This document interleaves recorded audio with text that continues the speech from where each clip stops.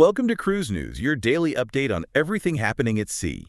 Visit cruisenews.io to see today's stories and sign up for email alerts. Thank you for joining us. Today is July 3, 2026. We are objectively looking at the hidden financial mechanics of ship age and maritime hardware today. Right. There are some really distinct technical and market updates on the docket. Exactly. We'll be outlining three main stories for you today. First, we have a significant technical disruption, altering a Baltic itinerary on Norwegian cruise line. Then we're examining some aggressive UK to Caribbean booking incentives, specifically looking at Ambassador and P&O cruises. And finally, we'll look at the return of a 1983-built heritage vessel to Norway's coastal express route. So our focus is to really break down the financial formulas, the engineering realities, and the market strategies driving these specific events across the industry. I want to start in Northern Europe, looking at the situation with the Norwegian Sun. Right, the Baltic disruption. Yeah, passengers who boarded expecting a fast-paced Baltic itinerary are experiencing a fundamentally altered route due to some mechanical limitation. They definitely are. But before we evaluate the financial fallout for the passengers in the cruise line, let's establish the specific hardware we're dealing with. Sure. So the Norwegian Sun is a 78,309 gross ton vessel. It was built back in 2001 at Lloyd Werft. That's in Germany, correct? Yes, Bremerhaven, Germany. And it just underwent a refurbishment this year in 2026. Okay, so it's fresh off a refit. It is. Operating at full capacity, the ship carries up to 2,323 passengers alongside a complement of 906 crew members. So we're looking at a 25-year-old piece of maritime architecture managing a very significant volume of personnel. Right. And Norwegian Cruise Line's official communications emphasize that the current technical issues are strictly related to propulsion. Meaning the rest of the ship is fine. Exactly. The integrity of the hull, the hotel operations, the safety systems, those all remain completely uncompromised. But the ship's ability to actually move through the water at commercial speeds has been severely handicapped. And that loss of speed has completely dismantled the original schedule. It really has. The ship departed Helsinki on June 24th.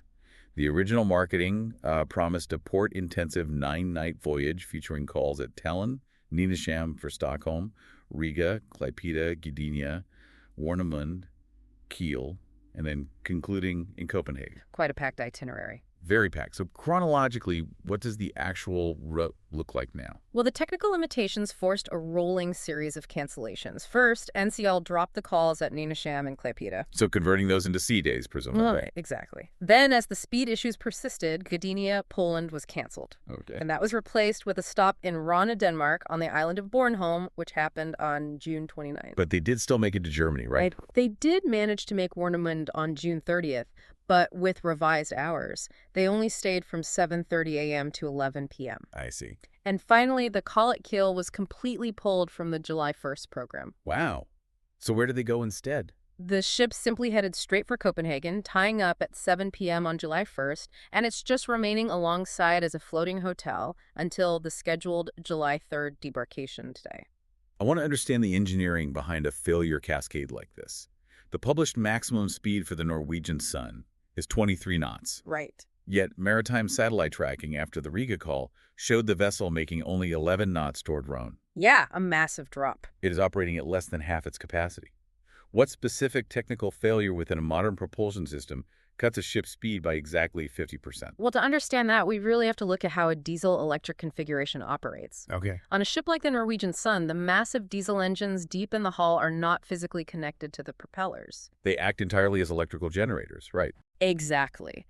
They produce immense amounts of power, which is then routed through a central switchboard to dedicated electric propulsion motors located near the stern. And those motors turn the physical propeller shafts. Right. Furthermore, the ship uses controllable pitch propellers. Meaning the angle of the propeller blades can be adjusted dynamically in the water. Correct.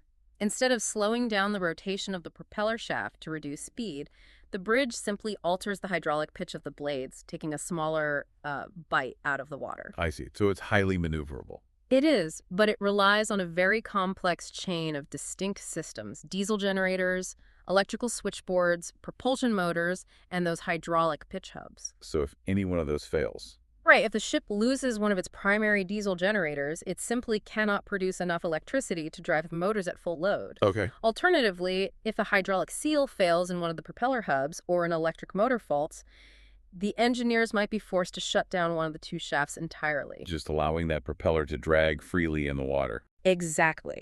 And dragging a stationary propeller creates massive hydrodynamic resistance. Any of those isolated failures easily drops a 23-knot top speed down to 11 or 12 knots. Now, NCL states their technical teams have identified the required repair solution in time for the July 3rd departure. Yes, they have. But let's look at how the line managed the financial relationship with the passengers who actually lived through this disruption. It was a very progressive compensation package. Right. It began with a non-refundable $100 onboard credit per stateroom, complimentary basic internet, and a 25% future cruise credit, valid for bookings within 12 months, on sailings through the end of 2027. A standard initial response. But then, after the keel cancellation, NCL escalated the offer. They added a 25% refund of the current voyage fare, returning hard currency to the original form of payment. Yes. How does an escalation like this map to the standard industry formula for calculating lost port value? Well, that internal calculation is heavily rooted in operational capital. Meaning the money they expected to spend on the journey. Exactly. When a cruise line cancels a call in a major port like Stockholm or Kiel, they instantly retain tens of thousands of dollars. Because they aren't paying local fees. Right. They no longer have to pay local harbor dues, pilotage fees, tugboat operators, linesmen, or local passenger head taxes. That makes sense. And additionally, operating at 11 knots instead of 23 knots results in an astonishing reduction in fuel consumption. Just due to the physics of moving through water. Yeah, fluid dynamics dictate that the power required to overcome water resistance increases roughly with the cube of the speed. So dropping speed by half reduces fuel burn exponentially. So the cruise line suddenly has a massive surplus of unspent operational funds from this specific voyage. They do. And the initial compensation package, the onboard credit and future cruise credit, is designed to protect that surplus. Because onboard credit costs the cruise line very little in actual cash. Exactly. Passengers spend it on high-margin items like specialty dining or alcohol. And the future cruise credit secures future revenue. However, when an itinerary degrades from a multi-country tour into a slow transit ending with 2 days parked in Copenhagen, the perceived value of the contract fractures. People feel they didn't get what they paid for. Exactly. So refunding 25% of the base fare in hard currency is a calculated mathematical threshold.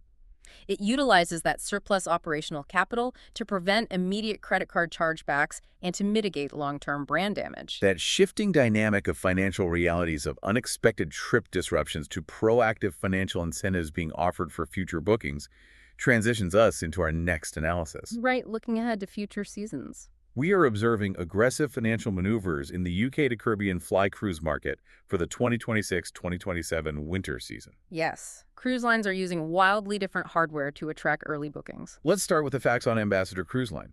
They are currently offering a reduced $99 per person deposit for their upcoming Fly Caribbean program aboard the Renaissance. Which is an older ship. Right. The Renaissance is a smaller vessel built in 1993, though Ambassador completed a refurbishment in 2025. Okay. This specific season operates from October 29th, 2026 through April 1st, 2027. And a major logistical pillar of this offer is the inclusion of dedicated Virgin Atlantic charter flights. Direct from the UK, right? Yes, from London, Heathrow, and Manchester directly to Bridgetown, Barbados. Partnering for a direct wide-body charter flight obviously streamlines the transit for you. It removes the friction of commercial layovers. Absolutely. So what are the specific economics of the Ambassador fare structure once the passenger reaches the ship? Well, we can look at their March 14, 2027 departure as a benchmark to fully describe it. Yep. This is an 18-night Caribbean highlights and Atlantic discovery itinerary. It covers 7 ports across 7 countries. Initiating with the flight to Barbados, touring the Caribbean, crossing the Atlantic, and then concluding in Portsmouth. Exactly. Now, Ambassador offers a saver fare of $1,519 per person for an inside cabin. Which is quite low for 18 nights. It is. They are actively marketing this as an operational cost of under $85 per person per night for full board accommodation and international transit. But they have a higher tier as well. Yes, they also offer the Ambassador fare at 2,283 points 23, which bundles in their expedition drinks package and covers all gratuities. So they're establishing a stark baseline entry price. Let's compare that directly to the market counteroffer from P&O Cruises. P&O has a very different approach. They do. P&O is utilizing a high onboard credit strategy. They are offering up to £500 in extra onboard spending money for selected Caribbean fly cruises departing between October 23, 2026 and March 18, 2028. And their deposits are competitive, too. Extremely. Their deposit requirements are $49 two-person for trips up to 13 nights and $99 for sailings ranging from 14 to 23 nights. P&O is also deploying a targeted business-to-business incentive alongside that consumer offer. The Summer Sizzle program. Right. It awards 150-pound gift vouchers to travel agents who secure qualifying bookings in June. So a deliberate tactic to manipulate market volume by financially incentivizing the trade partners. Exactly. The agents who guide consumer choice. Let's detail a specific P&O pricing sailing to build a direct comparison. They have a November 12, 2027 14-night Eastern Caribbean sailing on the Iona. Which is a massive modern vessel. Yes. It is a round trip from Barbados, calling it Basse-Terre, Tortola, St. Martin, Fort-de-France, Antigua, Castries, and Grenada. A very classic Caribbean loop. The entry price is $2,649 per person for a balcony cabin, which qualifies for the $99 deposit and includes that 500 pounds onboard spending money. Right. Ruth Van, P&O's Associate Vice President of Sales, describes this as a, quote, strong value story because the flights, luggage, and cruise are entirely integrated. It's certainly a comprehensive package. Well, I want to challenge that value story narrative looking at this objectively. Okay, let's look at the numbers. Ambassador is asking $5,519 for an inside windowless cabin on a ship built 33 years ago. True. P&O is asking $2,649 for a balcony cabin on the Iona, which is a state-of-the-art megaship, and they are returning 500 pounds to the passenger in onboard credit. Yes, effectively lowering that base cost. Factoring in the modern hardware, the balcony access, and the heavy credit offset, how does an inside cabin base fare of $5,519 on a refurbished 1993 ship represent a better objective value in this specific market? Well, your skepticism points to the fractured demographics of the modern cruise industry. How so? If we define value purely by the volume of amenities per pound spent, P&O is undeniably the superior proposition. Right, you get more stuff. Exactly. The Iona operates on massive economies of scale. Carrying over 5,000 passengers allows P&O to subsidize that 500-pound onboard credit and offer advanced environmental technologies like LNG propulsion, along with dozens of dining venues. So why book Ambassador? Because Ambassador's value proposition operates on an entirely different metric, the economics of intimacy. You were saying the age and size of the ship are the actual product. That is the core of their strategy. For a specific segment of the UK market, a 5,000-passenger megaship is an active deterrent. They don't want the crowds. Right. Ambassador is selling the absence of crowds, the absence of massive queues for tenders, and a traditional maritime environment. So the Saver Fare secures a specific atmosphere. Yes. The 1,519 Saver Fare secures passage for travelers who prioritize the geographic destinations and a quiet, scaled-down onboard culture over water slides and high-density resort architecture. So the definition of value depends entirely on whether you are buying access to a modern floating city or buying an escape from one. Precisely. Moving strictly on the facts, that shifts our focus from high-capacity, sunny Caribbean turnarounds to intimate, destination-focused, cold-water coastal cruising. A complete pivot in climate and style. We are looking at a stark contrast. Hurtigruten is returning the MS Vesteralen to year-round service on the original Coastal Express in Norway. And this specific vessel operates on a scale that recontextualizes everything we just discussed. Give us the specs. The MS Vesteralen was built in 1983 in Harstad, Norway. It is a mere 6,261 gross tons and 108.55 meters long. Tiny by today's standards. Completely. Following its recent refurbishment, it carries a maximum of just 274 passengers across 133 cabins. Compare that 6,000-ton footprint to the 78,000 tons of the older Norwegian Sun we talked about, or the 184,000 tons of the P&O Iona. It is barely a fraction of their size.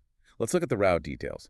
The ship runs the classic Bergen to Kirkenes route. A historic corridor. Yes, this specific maritime highway was established in 1893 by Richard Wyeth. It originally served as a vital communications and cargo lifeline for the Norwegian coast before modern road networks existed. And it still functions that way to a degree. It does. Today, the operational parameters are intense. The Vesteralen covers 2,500 nautical miles over a 12-day period, executing and exhausting 34 ports of call. 34 ports in 12 days. Including major hubs like Trondheim, Bodo, and Tromsø, alongside tiny coastal hamlets. Executing that requires a relentless operational tempo. It means the ship is docking multiple times a day, often in the middle of the night, for just 15 or 30 minutes to offload local cargo or embark point-to-point transit passengers. And to prepare the MS Vesteralen for this continuous cycle, Hurtigruten executed a highly specific refit. Right, they had to balance the heritage with modern needs. Exactly. They detailed the renewal of 100 cabins and the addition of new Arctic Superior cabins and mini-suites. But they deliberately implemented a heritage design concept in the public spaces. Featuring 1930s-inspired menus, I believe? Yes, 1930s-inspired menus, new crew uniforms modeled on historical company designs, and classic tableware. That's fascinating. Hurtigruten CEO Hedda Phelan stated, quote, "With the Vesteralen back in service, it is not just a ship being put back into operation. It is living history, with strong traditions being given a new life." It really emphasizes the historical asset. Chief Product Officer Andre Pedersen also noted that guests are specifically seeking out, quote, "the special atmosphere on board and the combination of historical details and modern comfort." It's a very specific market draw. You know, hearing you detail the logistics of this route, local commuters hopping on for quick transit between Bodo and Tromsø, cargo pallets being loaded at 2 a.m., while Fur Voyage cruise guests sit in a 1930s-inspired dining room. It sounds remarkably like a working heritage railway. That's a really apt professional analogy. You have locals using it as functional infrastructure, while tourists ride in the parlor cars to experience the history. How does this functional, transit-oriented maritime environment fundamentally differ from the enclosed resort-style cruising we discussed in the previous segment? Well, the heritage railway analogy perfectly isolates the difference in design philosophy. Okay, unpack that for us. A resort ship like the Iona is engineered to be an impermeable bubble. The ship itself is the primary destination, and the Caribbean ports serve as pleasant, temporary backdrops to the internal ecosystem of casinos, theaters, and specialty restaurants. The architecture directs the passenger's attention inward. Exactly. But a functional transit vessel like the MS Vesteralen is entirely permeable. It exists to serve the environment it traverses. It's part of the infrastructure. Right. The lack of megaship amenities forces the passenger's attention outward toward the fjords and the operational realities of the Norwegian coast. And what about those heritage elements? The 1930s menus and uniforms do not feel like theme park additions because the ship is genuinely executing its historical purpose. The passenger feels they are participating in a piece of national infrastructure rather than just consuming a manufactured vacation product. It's a completely different psychological experience. It is. Synthesizing today's reports provides a clear view of how the industry manages ship age differently. Let's bring it all together. In our analysis of the Norwegian Sun, we see the distinct liabilities of aging infrastructure. A 2001 built megaship becomes a massive financial burden when complex mechanical limits are reached, compromising high-yield Baltic itineraries and forcing the line to liquidate operational capital to refund passengers. Right. Yet, when we examine Hurtigruten and to an extent Ambassador, we see older hardware successfully marketed precisely because of its age and heritage. A 1983-built coastal ferry remains economically viable because it offers an authenticity and a connection to the destination that modern architectures simply cannot replicate. It raises a fascinating logistical question for the future of the maritime sector. 40 years from now, will the massive LNG-powered megaships of today ever possess the cultural cachet to be marketed as heritage experiences? Or is that designation strictly reserved for the smaller vessels of the past? That's the real underlying question for the industry. Thanks for listening to Cruise News. Visit cruisenews.io to catch up on the latest updates and sign up for free email alerts.